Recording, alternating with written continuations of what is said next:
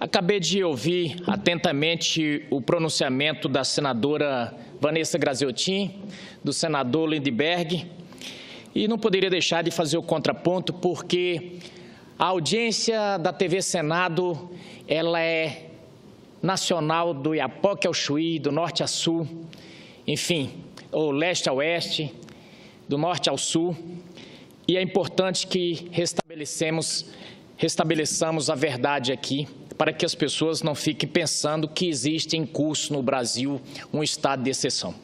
Vamos só relembrar um pouco como aconteceram as coisas aqui no Brasil. Nós tivemos um pleito eleitoral em 2014, em que a presidente da República, Dilma Rousseff, fez um programa digno das produções de Francis Ford Coppola, digna de Hollywood. Um programa eleitoral que vendia para os brasileiros, um verdadeiro paraíso. Vendeu-se que nós teríamos, continuando no Brasil, o espetáculo do crescimento. Os brasileiros compraram isso. Em 2015, logo após o pleito eleitoral, o que aconteceu? Uma coisa totalmente diferente. O presidente entregou uma coisa totalmente diferente. Principalmente na sua área, que era a área de energia, em que era alardeada aos 15 cantos desse país, a todos os cantos desse país, a competência da presidente na área de energia, a presidente quebrou o setor. A nossa economia, ela derreteu. Mas aí se pergunta, vai se caçar uma presidente porque a economia derreteu? Não. Como bem diz aqueles que defendem a presidente Dilma, nós não vivemos num estado em que o regime é parlamentarista. Quando a economia não vai bem, quando ela não está bem no parlamento, simplesmente tira-se o primeiro-ministro. Na verdade, não. Nós vivemos num regime presidencialista. Mas no regime presidencialista, a Constituição nossa, no nosso caso, diz que quando um presidente da República comete um crime de responsabilidade, ele é julgado pelo Congresso. Isso já aconteceu no Brasil em outras oportunidades, e o próprio Partido dos Trabalhadores, em diversas oportunidades, aliás, muitas oportunidades, pediu o impeachment de vários presidentes. Aliás, de todos antes do presidente Lula. O ex-militante do Partido dos Trabalhadores, Eduardo Jorge, chegou a dizer o seguinte: nós pedimos impeachment até do presidente do Corinthians. Então, naquele momento, era considerado uma peça normal, um instrumento normal constitucional. Mas o que aconteceu? Quis o destino que, justamente, o Partido dos Trabalhadores tivesse um presidente arrolado num processo de impeachment. Bom, e aí qual foi a saída? A saída foi criar um daqueles motes, estilo Minha Vida Melhor, Minha Casa Minha Vida, Programa de Aceleração do Crescimento, algumas peças publicitárias que encaixavam como uma luva naqueles programas e que tinham um apelo de marketing. E qual foi a peça dessa vez?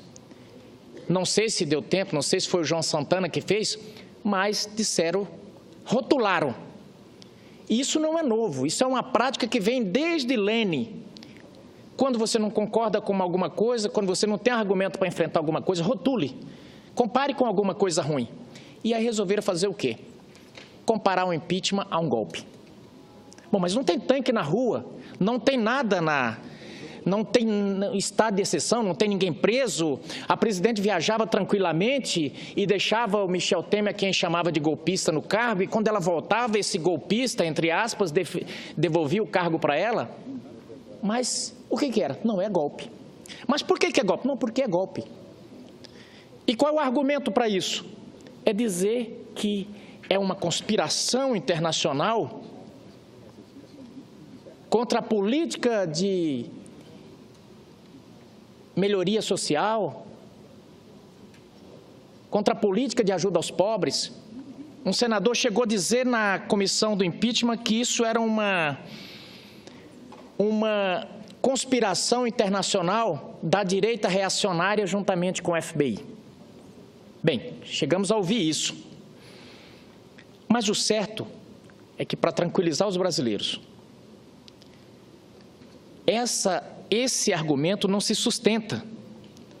Agora estão tentando fazer a política do medo, dizer que o presidente Michel Temer está fazendo privatização e que isso vai acabar com o país. Na verdade, privatização não é uma coisa ruim. O próprio governo da presidente Dilma fez, e aliás só conseguiu fazer algumas estradas porque fez privatização, embora chamasse de outro nome.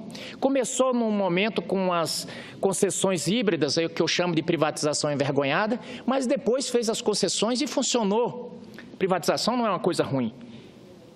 Nós não precisamos, às vezes, o Estado tocando coisas que não dá conta de fazer. Agora, está se dizendo, tentando se demonizar o presidente. Porque disseram que o presidente recebeu dinheiro de Caixa 2 ou pediu dinheiro para... Gente, essas delações vêm sendo feitas, inclusive da presidente Dilma. Porque o presidente Michel Temer não está respondendo a inquérito. A presidente Dilma, sim. O presidente Teori, ontem, determinou a abertura de inquérito contra ela e contra o ex-presidente Lula. Então, esse discurso de tentar desqualificar o presidente Michel Temer não traz melhor sorte no processo da presidente Dilma. A presidente nunca cometeu crime. Bem, o MPF acha que cometeu. O João Santana diz que cometeu. A esposa do João Santana diz que ela cometeu. O Cerveró também diz. E, pasmem, o ex-líder da presidente aqui no Senado também disse que ela cometeu.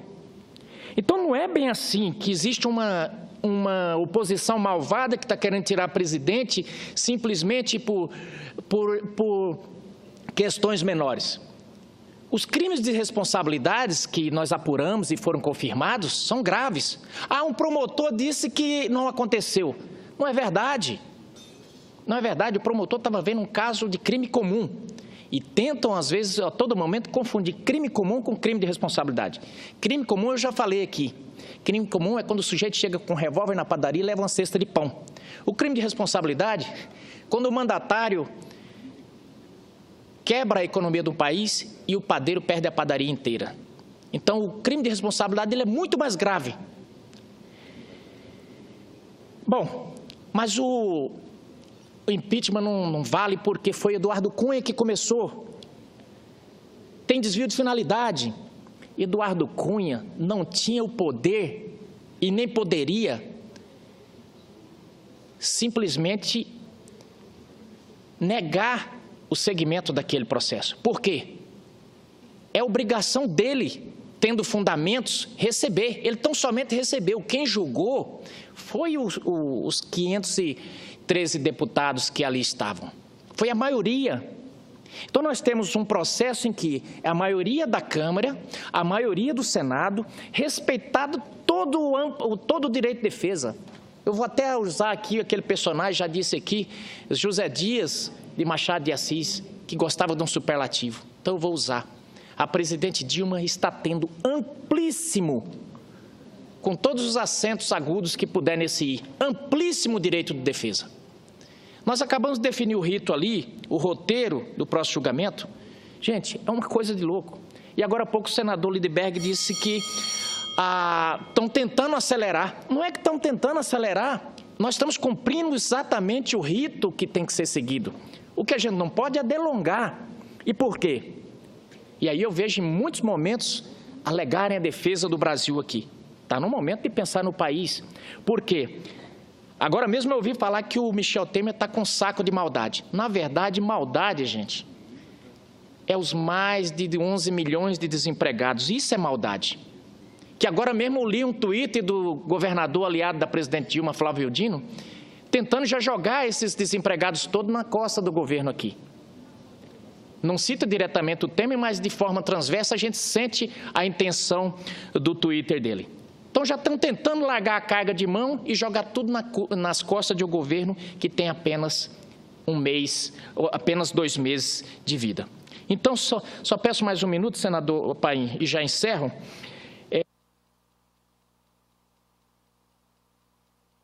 Só para tranquilizar a população brasileira, nós estamos num processo extremamente democrático, num país extremamente com suas instituições funcionando. Agora, legítimo é o descontentamento da presidente. É importante que ela venha aqui, porque nós temos perguntas importantes a fazê-la, com todo respeito, mas é importante que ela, nesse momento, possa responder à nação brasileira. Se mentiu ou não na campanha de 2018, na campanha de 2014, se ela desrespeitou ou não o Congresso brasileiro no momento em que emitiu decretos sobre a égide de um projeto de lei que ela tinha mandado aqui, mas ela já agindo como se ele fosse uma medida provisória. Que ela possa dizer isso aqui com toda clareza e ela dizer aqui na frente dos senadores se ela acha que esse Senado é golpista ou se ela usou isso aí somente como figura de retórica. Ontem a carta que ela mandou aqui, lamentei. Lamentei porque não trouxe nada de substancial. A presidente simplesmente se limita a mostrar um descontentamento e, ao mesmo tempo, ataca. Não lhe traz a mínima sorte de poder angariar votos aqui. Minha avó dizia, quem quer pegar galinha não vai dizer show. Eu esperava uma carta diferente, mas veio no mesmo tom, desde o momento que começou esse processo, que a presidente tem se postado dessa forma.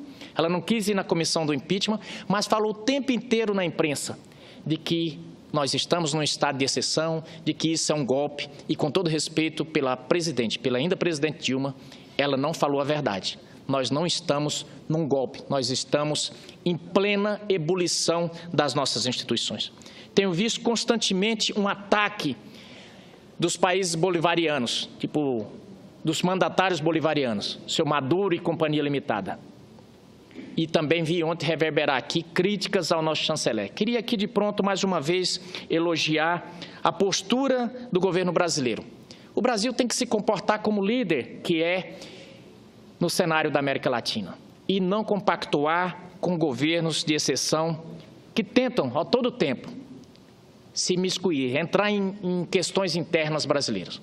Em determinado momento, até Pedro Stedley foi lá fazer discurso pedindo para que pudesse interferir aqui. No dia do impeachment, vários ônibus foram presos mandando manifestante aqui para o Brasil. Então, chegou a hora do Brasil dar um basta e quero parabenizar o chanceler José Serra pela postura que teve em mostrar o descontentamento do Brasil e dizer para o mundo que a Venezuela, nesse momento, e não confundamos Venezuela com Maduro, mas nesse momento, infelizmente, o país Venezuela está comandado por esse senhor que não nutre um bom respeito pela democracia e, portanto, não reúne nesse momento a Venezuela condições para estar no Mercosul, porque não cumpre a cláusula democrática que é exigida para que os países possam participar desse bloco. Muito obrigado, senhor presidente.